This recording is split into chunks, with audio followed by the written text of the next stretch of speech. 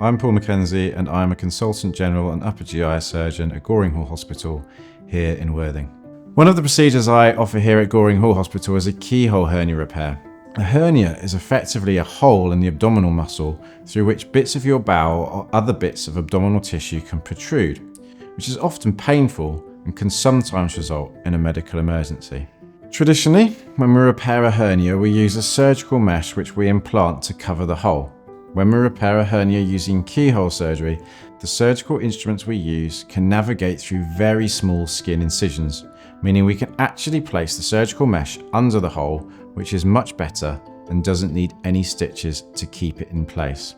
Doing it this way avoids chronic pain after surgery and results in a much quicker recovery, typically 2 weeks instead of 4 to 6 weeks with an open hernia repair.